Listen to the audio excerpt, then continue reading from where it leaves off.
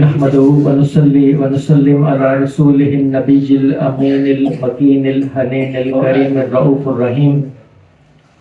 أما بعد فأعوذ بالله من الشيطان الرجيم. بسم الله الرحمن الرحيم. إن الله وملائكته يصلون على النبي يا أيها الذين آمنوا صلوا عليه وسلموا تسليما. صل على سيدنا مولانا محمد وعلى آله وصحبه وبارك وسلم. شب برات کے حوالے سے آج کی اس محفل کے اندر گفتگو ہوگی.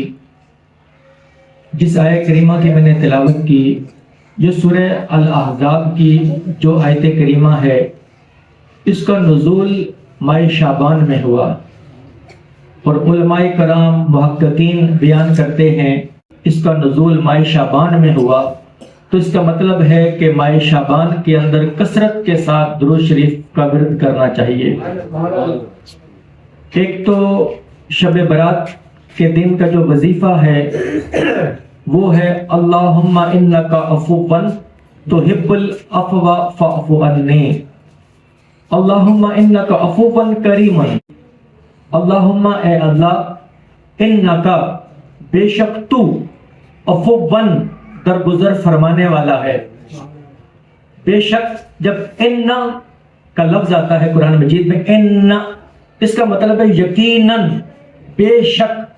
اس میں شک کرنے والی کوئی بات نہیں، یہ پکی و پختہ بات ہے. اللہم، اللہم کا مطلب ہے اے اللہ، انکا بے شک تو عفو تو درگزر فرمانے والا ہے، تو معاف فرمانے والا ہے، کریم کرم فرمانے والا ہے، تحب العفو تو معاف کرنے کو پسند فرماتا ہے. فاعف عنا، باری تعالیٰ ہم کو معاف فرما دے. اگر ان نہیں کہیں گے تو مجھے معاف کر دے، اگر جمع کا صیغہ ہوگا تو فاعف عنا، پس باری تعالیٰ ہمیں معاف فرما دے. کتنی پیاری دعا ہے، آپ لوگ دہرا دیں. اللہم انکا عفو تحب العفو فاعف عنا. اس مہینے میں کثرت کے ساتھ استغفار کرنا ہے. جو بندہ کثرت کے ساتھ استغفار کرتا ہے، اللہ سے معافی مانگتا ہے، تو اس بندے کو اللہ پاک اپنی قربت عطا فرماتے ہیں. اور چونکہ ماہ شعبان کے اندر آیت درود کا نزول ہوا، تو جو بندہ اس مہینے میں کثرت کے ساتھ درود شریف پڑھے گا، اسے آقا علیہ الصلوۃ والسلام کی معرفت نصیب ہوگی. درود شریف پڑھنے سے آقا علیہ الصلوۃ والسلام کی ذات کے ساتھ محبت پیدا ہوتی ہے. یہ محبت کا رشتہ ہوتا ہے آقا علیہ الصلوۃ والسلام کے ساتھ. تو استغفار کرنے سے رب کی قربت نصیب ہوتی ہے، اور درود شریف پڑھنے سے آقا علیہ الصلوۃ والسلام کے ساتھ تعلق استوار ہوتا ہے. آپ جب کسی بندے سے سلام کرتے ہیں، اپنے معاشرے میں آگے پیچھے سوسائٹی میں گھومتے پھرتے ہیں، جس بندے کے ساتھ اگر سلام نہ ہو اس کے ساتھ تعلق بنتا ہے؟ نہیں بنتا. تو تعلق کی بنیاد سلام ہوتا ہے، ٹھیک ہے نا؟ اس لیے ہم درود و سلام پڑھتے ہیں، اس لیے کہ حضور نبی کرام صلی اللہ علیہ وسلم کے ساتھ جب ہمارا سلام والا تعلق ہوگا تو سلام کے تعلق سے کیا ہوتا ہے؟ جب انسان کسی کو سلام کرتا ہے ہر روز السلام علیکم السلام علیکم کرتے کرتے اس کا تعلق پختہ ہوتا چلا جاتا ہے. تو جتنا آقا علیہ الصلوۃ والسلام کی ذات پر ہم درود و سلام کا نذرانہ پیش کریں گے، آقا علیہ الصلوۃ والسلام کے ساتھ تعلق ہمارا مضبوط ہوگا. قیامت کے دن آقا علیہ الصلوۃ والسلام اس امتی کو پہچان لیں گے جس کا تعلق اس کا نبی کے ساتھ زیادہ پختہ ہوگا. ماہ شعبان کے اندر یہ ورد بہت زیادہ کثرت کے ساتھ کریں. ٹھیک ہو گیا؟ ایک بات تربیت کی کر دو، میرا زیادہ فوکس ہوتا ہے تربیت کا.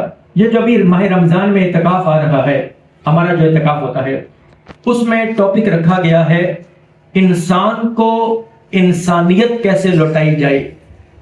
یعنی کہ بظاہر تو انسان نظر آتے ہیں مگر انسان کے اندر سے انسانیت کھو گئی ہے.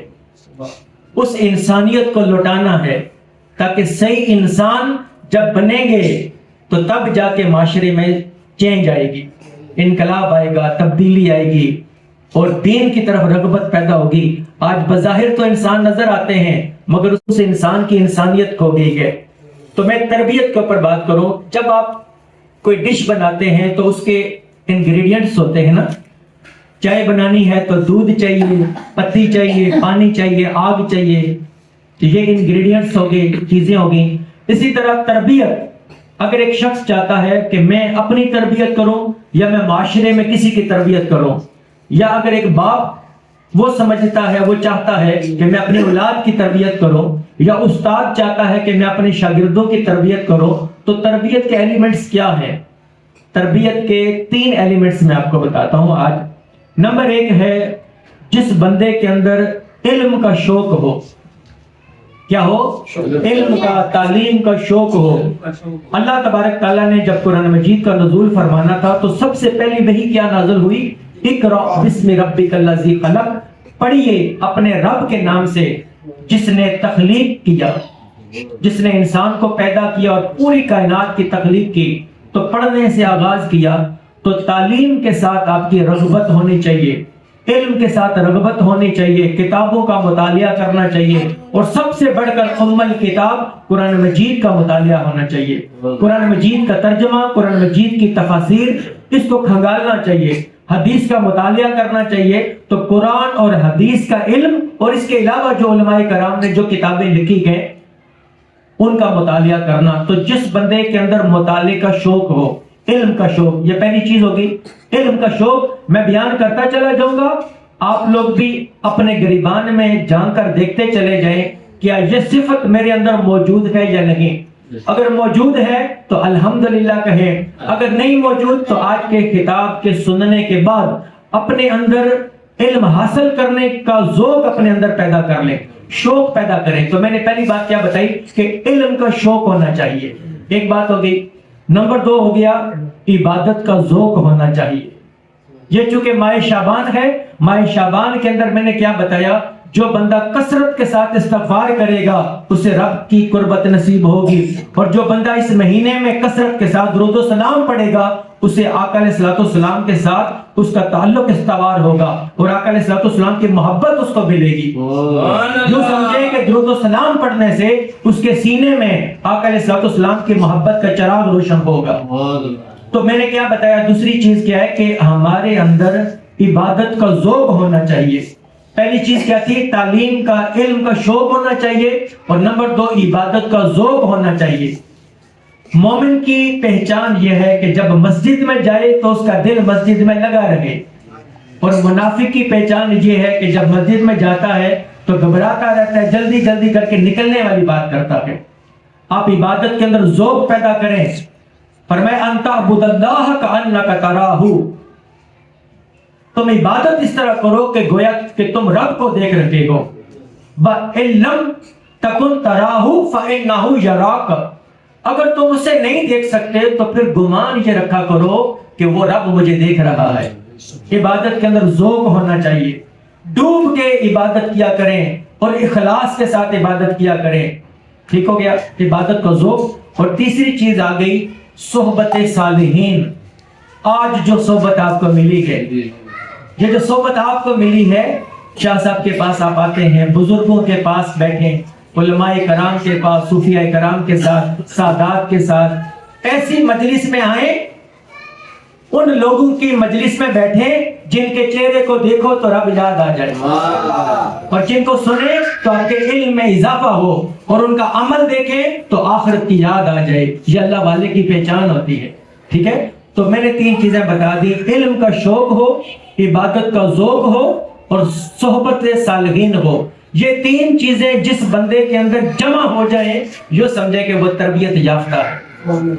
تو تربیت کے اندر یہ 3 چیزیں ہوں گی. اپنی اولاد کو ہر بندہ اپنے اندر یہ کوالٹی پیدا کرے, علم کا شوق پیدا کرے, عبادت کا ذوق پیدا کرے, اور اچھے لوگوں کی سنگتوں میں بیٹھا کرے, تو پھر جا کر اس کی تربیت کا پروسیس ہوگا.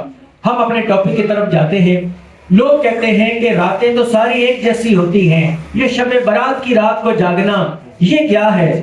اللہ تبارک تعالیٰ نے راتیں بنائی ہیں، عبادت آپ کسی بھی رات کر سکتے ہیں، راتیں تو ساری ایک جیسی ہیں، یہ کانسیپٹ ہے، اس کو تھوڑا سا میں بیان کروں گا اور میں اپنی بات کا اختتام کر دوں گا۔ اب آپ غور سے سنتے چلے جائیں کہ یہ جو بات ہے کہ راتیں ایک جیسی ہیں، یہ معاملہ ایک جیسا نہیں ہے۔ ہم سب سے پہلی میں آپ کو مثال دوں جمعے کے دن کی۔ اللہ تبارک تعالیٰ نے جمعے کے دن کو تمام ہفتے پر اس کو فضیلت بخشی ہے، یہ سردار ہے، یہ دنوں کا سردار ہے جمعے کا دن۔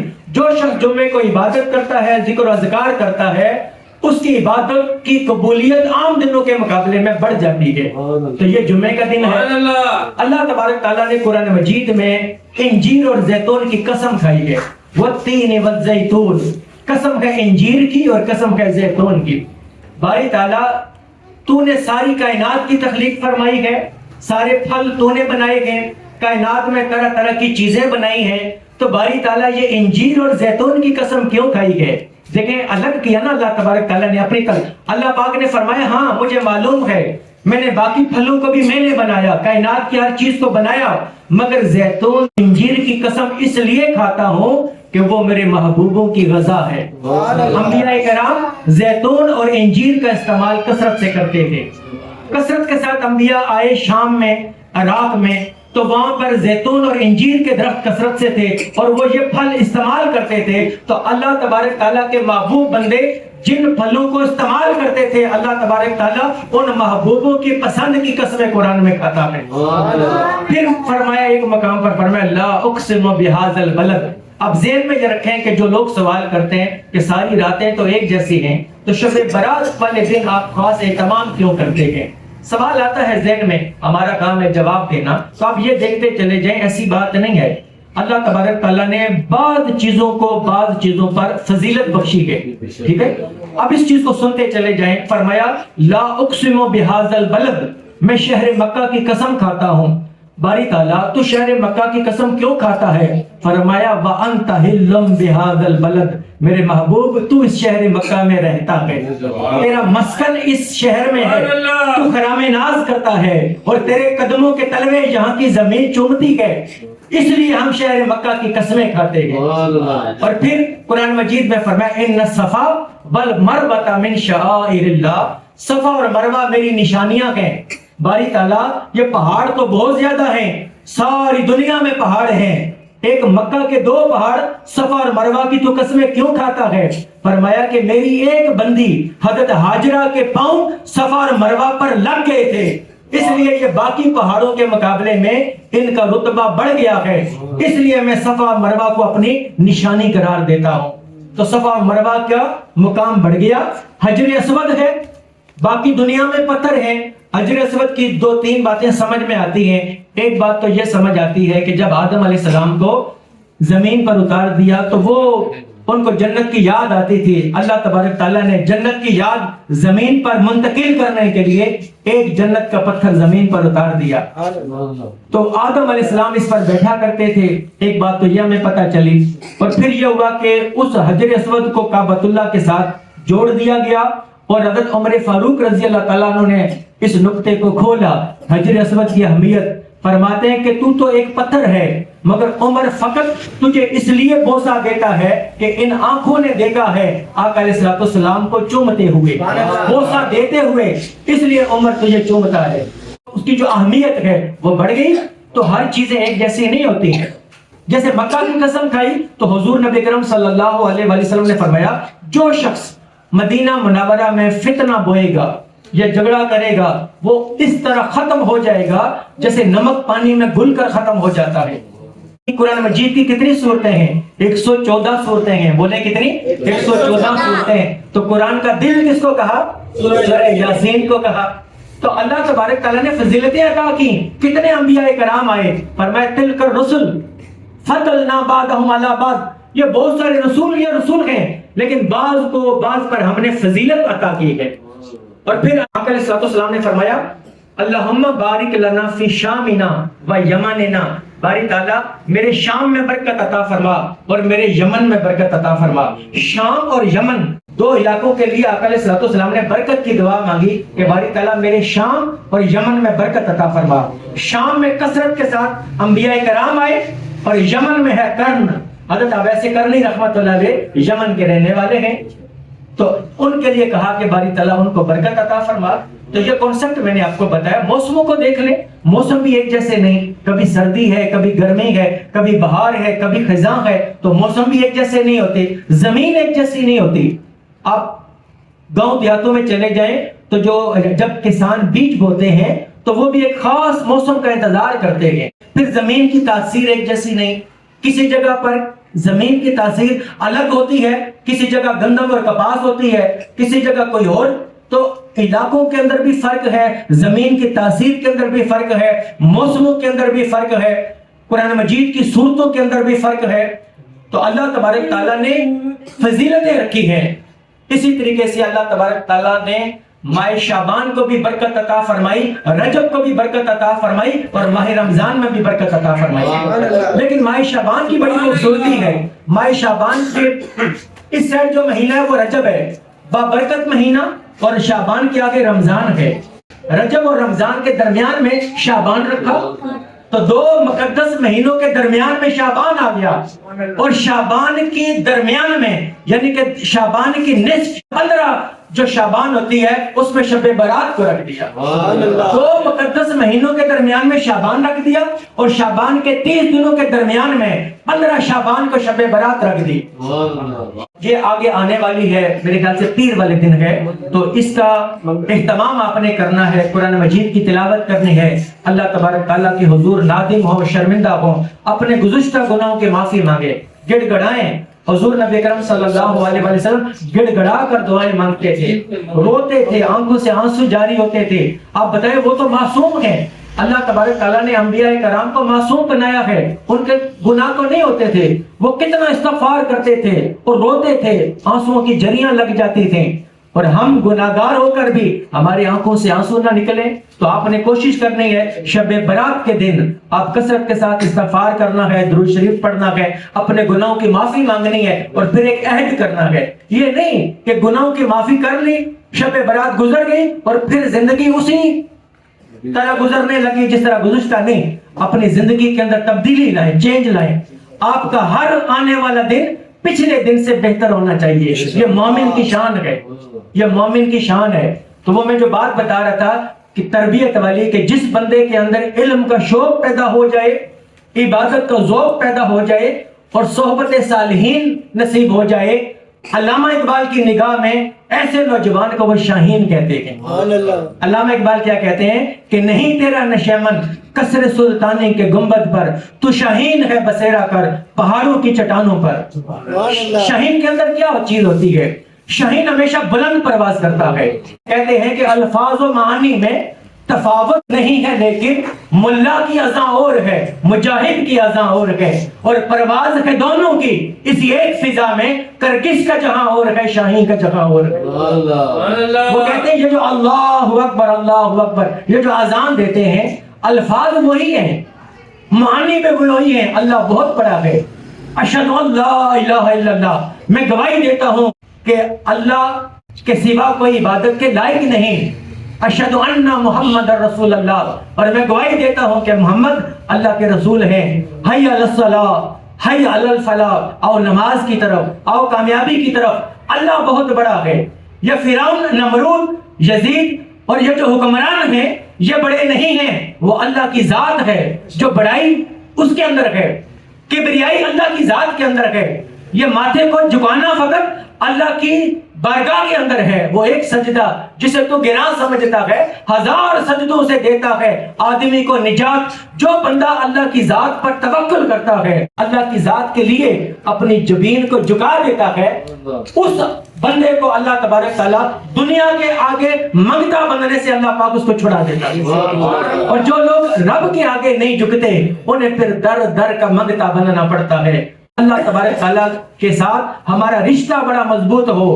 اللہ اکبر اور لا الہ الا اللہ، کوئی معبود نہیں سوائے اللہ کے۔ تو علامہ اقبال کہتے ہیں کہ الفاظ و معانی میں تفاوت نہیں ہے، لیکن تفاوت کہتے ہیں فرق کو، فرق نہیں ہے، الفاظ بھی وہی، معنی بھی وہی، مگر ایک اذان عام ملا ہم عالم کی بات نہیں کر رہے، عالم کا درجہ بلند ہوتا ہے جو علم حاصل کرتا ہے، ایک عام ملا کی بات ہو رہی ہے کہ ملا کی اذان اور ہے، مجاہد کی اذان اور ہے۔ اور پھر کہتے ہیں اگر پوچھیں علامہ اقبال سے کیوں یہ فرق کیوں ہے، الفاظ بھی وہی، معنی بھی وہی، اذان وہی ہے، تو پھر ملا کی اذان میں اور مجاہد کی اذان میں علامہ اقبال فرق کیوں ہے؟ وہ کہتے ہیں کہ پرواز کے دونوں کی اسی ایک فضا میں، کرگس کا جہاں اور ہے، شاہین کا جہاں اور ہے۔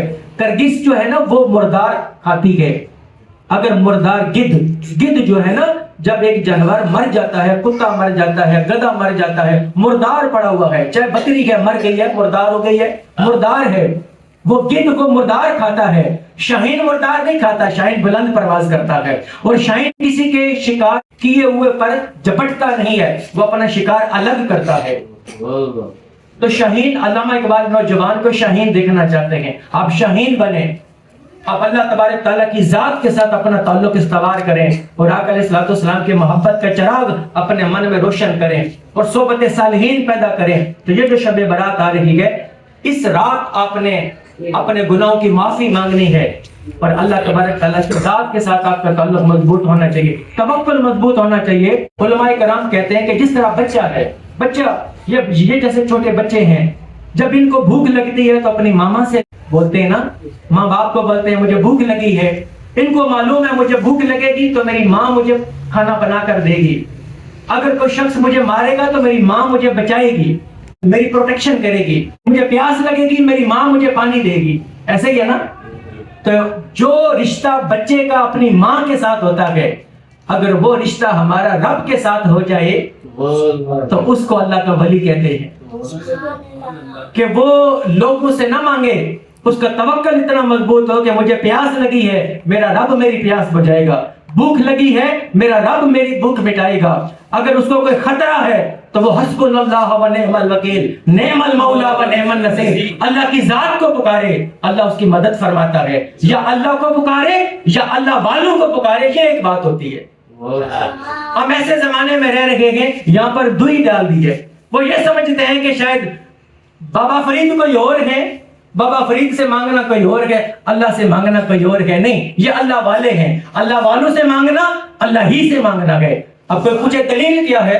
دلیل قرآن مجید میں فرمایا وَمَن يُطِعِ الرَّسُولَ فَقَدْ أَطَاعَ اللَّهَ، جس نے رسول کی اطاعت کی اس نے سمجھو اللہ کی اطاعت کی۔ لیکن صرف آپ نے مزار پہ جا کر کیا کرنا ہے؟ دعا ہمیشہ اللہ سے مانگے۔ آپ نے کیا کرنا ہے؟ دعا کس سے مانگنی ہے؟ دعا اللہ سے مانگنی ہے، دعا اللہ سے مانگنی ہے، لیکن صرف اس بارگاہ میں جا کر وہ ایک مقدس ہستیاں ہوتی ہیں، وہ ایک وسیلہ بن جاتا ہے، بولنے کی ضرورت بھی نہیں، اللہ دیکھتا ہے میرے محبوب کی بارگاہ میں، یعنی کہ میرے پیارے بندے کے پاس آ کر دعا مانگ رہا ہے تو یہی وسیلہ ہو جاتا ہے۔ زکریا علیہ السلام 90 سال عمر ہو گئی تھی نا، بیٹے کی دعا مانگتے تھے، ابھی تک دعا قبول نہیں ہوئی تھی، جب پوچھتے ہیں اے مریم یہ تیرے پاس جو پھل ہیں یہ پھل کہاں سے آئے؟ انہوں نے کہا کہ میرا رب مجھے عطا کرتا ہے۔ انہیں سمجھ آ گئی کہ یہاں حضرت مریم جو عبادت کرتی ہیں، ذکر و اذکار کرتی ہیں، یہ جگہ مقدس ہو گئی ہے، اس مقدس جگہ پر قرآن مجید میں ہنالک دعا زکریا، ہنالک کا مطلب ہے اسی جگہ، یہ وسیلہ بنتا ہے، ہنالک دعا زکریا، اسی جگہ زکریا علیہ السلام نے رب سے دعا مانگی، اسی وقت فرشتہ آ گیا، اس نے کہا اللہ پاک نے فرمایا ہے کہ ہم آپ کو یحییٰ علیہ السلام کی بشارت دیتے ہیں، آپ کا بیٹا ہوگا جس کا نام بھی یحییٰ ہوگا، تو یہ وسیلہ بن جاتا ہے۔ تو میں نے آپ کو کہا نعرہ رسالت، نعرہ غوثیہ، نعرہ حیدری۔ بس 2-3 چھوٹی چھوٹی حدیثیں پڑھ کے میں اپنی بات کو ختم کرنے جا رہا ہوں تاکہ دلیل مضبوط ہو جائے گی۔ حضرت عائشہ صدیقہ رضی اللہ عنہا فرماتی ہیں کہ ایک رات میں نے دیکھا کہ میرے بستر پر حضور نبی کرم صلی اللہ علیہ وسلم نہیں ہے، موجود نہ پایا، تو میں تلاش کرنے کے لیے نکلی تو چلتے چلتے جنت البقیع میں دیکھا۔ جنت البقیع قبرستان ہے، آقا علیہ السلام کی جو قبر انور ہے قریب میں ہے، تو جنت البقیع میں دیکھا تو حضور نبی کرم صلی اللہ علیہ وسلم وہاں پر کھڑے ہیں، تو حضور نبی کرم صلی اللہ علیہ وسلم نے جب مجھے دیکھا تو حضور نبی کرم صلی اللہ علیہ وسلم نے فرمایا ان اللہ عز وجل ینزل لیلۃ النصف من شعبان الی السماء الدنیا، یہ جو شعبان کی 15ویں رات ہوتی ہے اللہ تبارک تعالیٰ اپنی شان کے مطابق آسمان دنیا پہ نزول فرماتا ہے. فَيَغْفِرُ لِأَكْثَرَ مِنْ عَدَدِ شَعْرِ غَنَمِ كَلْبٍ. اور اللہ تبارک تعالیٰ بنو کلب قبیلے کی بکریوں کے بالوں کی تعداد سے بھی زیادہ لوگوں کی مغفرت فرماتا ہے. اس وقت قبیلہ تھا بنو کلب قبیلہ, جہاں بکریاں کثرت کے ساتھ ہوتی تھیں, تو فرمایا کہ بنو کلب قبیلے کے اندر جتنی بکریاں ہیں ان کے بالوں کی تعداد سے بھی زیادہ اللہ تبارک تعالیٰ اس رات کو لوگوں کی مغفرت فرماتا ہے. ٹھیک ہے. اور پھر ایک مقام پر, یہ سنن ابن ماجہ کے اندر حدیث ہے, 1388 حدیث کا نمبر ہے. اور اس کے علاوہ حضرت علی رضی اللہ تعالیٰ عنہ سے روایت ہے کہ حضور نبی کرم صلی اللہ علیہ وسلم نے فرمایا اذ کانت لیلۃ النصف من شعبان, جب 15 شعبان کی رات ہوتی ہے, فقوموا لیلہا, اس کی رات میں قیام کیا کرو, مطلب عبادت کیا کرو رات کو, وصوموا نہارہا, اور دن کو روزہ رکھا کرو, فإن اللہ ینزل فیہا لغروب الشمس الی السماء الدنیا. جب سورج غروب ہوتا ہے نا 15 شعبان کی رات, مغرب کے وقت سورج غروب ہوتا ہے, تو اللہ تبارک تعالیٰ اپنی شان کے مطابق آسمان دنیا پہ آ جاتا ہے.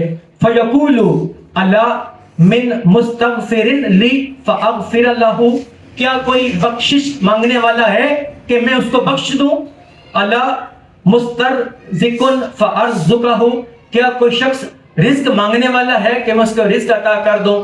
اللہ مبتلا فاعافیہ, کیا کوئی کسی مرض میں مبتلا ہے کہ میں اس کو شفا عطا کر دوں.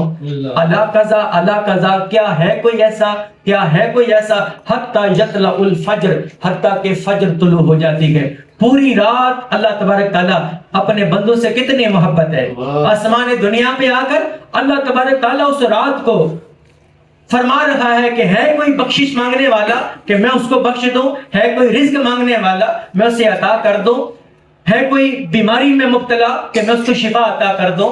دیکھیں ساری رات اللہ تبارک تعالیٰ پکارتا رہے, اور ہم اگر اس رات بھی غفلت میں رہیں, اور ہم نے اتنی مقدس رات کو ہم نے آتش بازی کا تہوار بنا دیا, ہم نے استغفر اللہ العظیم, یہ کتنی مقدس رات ہے اور ہم نے آتش بازی کا تہوار بنا دیا. ہمارے بچے پٹاخے بجاتے رہتے ہیں. ماں باپ کی ذمہ داری ہے اپنی اولاد کو بتائیں یہ تو بڑی مقدس رات ہے, اور اللہ تبارک تعالیٰ نے اس آگ سے کھیلنا منع کیا ہے. آپ نے اس رات عبادت کرنی. آپ بچے بھی سن رہے ہیں, ٹھیک ہے نا, آپ لوگوں نے عبادت کرنی ہے, بچوں کو سمجھائیں, دوستوں کو سمجھائیں, ٹھیک ہے. یہ بہت مقدس رات ہوتی ہے. اللہ تبارک تعالیٰ نے اپنے بندوں کی بخشش کے لیے, اپنے بندوں کی مغفرت کے لیے کچھ ایام, کچھ دن, کچھ راتیں, کچھ ساتیں اللہ تبارک تعالیٰ نے مقرر کی ہوئی ہیں. یہ مقبولیت کی گھڑیاں ہوتی ہیں. ان مقبولیت کی گھڑیوں کو آپ نے ضائع نہیں کرنا, غفلت نہیں کرنی, عبادت کے اندر مستعد ہونا ہے, تو اللہ تبارک تعالیٰ آپ کی زندگی کو بدل دے گا. اللہ تبارک تعالیٰ کا بھی ایک قانون ہے قرآن مجید میں کہ جب تک ایک بندہ اپنی ذات کو خود بدلنے کے لیے نیت نہیں کرتا, اللہ پاک اس کے مقدر کو کبھی نہیں بدلتا. تو ہم نے نیت کرنی ہے اپنے آپ کو بدلنے کی. اس طرح معاشرے میں, سوسائٹی میں چینج آئے گی. اللہ تبارک تعالیٰ سے دعا ہے کہ اللہ تبارک تعالیٰ ہمیں دین کا فہم عطا فرمائے, اور پھر اس کی تبلیغ کرنے اور اس پر عمل کرنے کی ہمیں توفیق عطا فرمائے. وما علینا الا البلاغ المبین.